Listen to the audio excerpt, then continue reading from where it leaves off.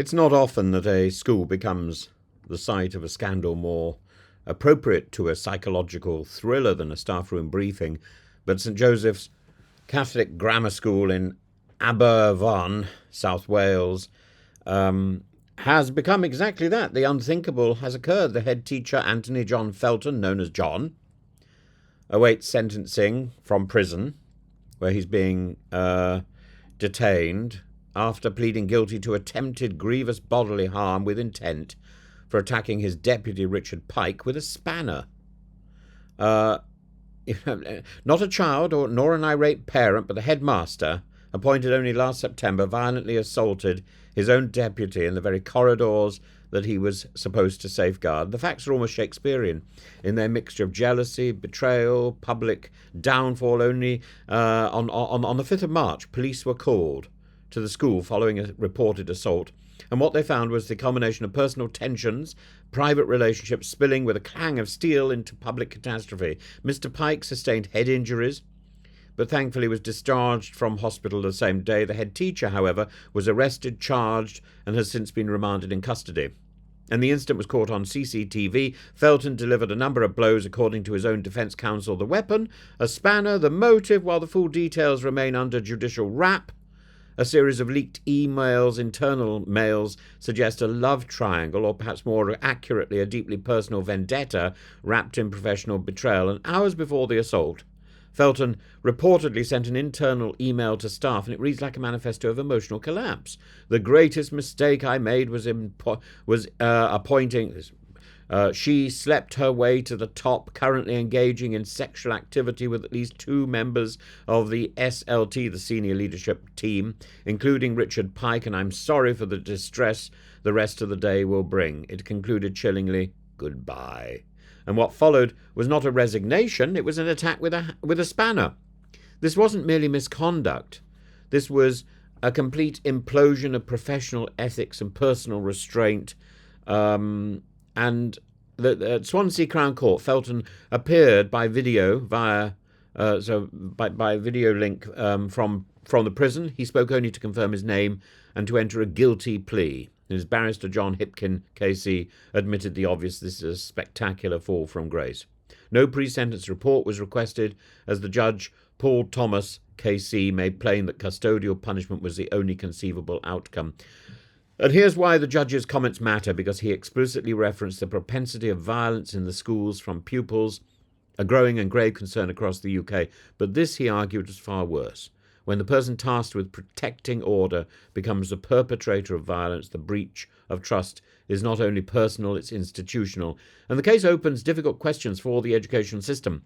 Schools are increasingly under pressure financially, mentally, emotionally, and head teachers are expected to be pastoral leaders, financial managers, public speakers, disciplinarians, therapists, and crisis navigators. Maybe it's too much. But nothing in the curriculum of leadership prepares anyone for this, the human fragility that can lie beneath the professional mask. The middle-aged father of 3, Felton, who'd served 17 years as head of mathematics before being appointed head teacher, and his story until this March was of loyalty and upward mobility. And that context matters. It doesn't excuse, it never could, but it begins to explain. The unique background mentioned in court may well refer to personal grievances, mental strain exacerbated by the claustrophobic world of school leadership. And then there's the question of safeguarding, not just of students, but of staff. How do we prevent personal drama becoming institutional danger? Is the current culture in schools too tolerant of blurred boundaries, informal hierarchies, the interpersonal tension left unaddressed? The overwhelming bureaucracy that consumes teachers' lives and takes them out of the classrooms into this charged environment of power. Felton's action was morally repugnant and professionally ruinous.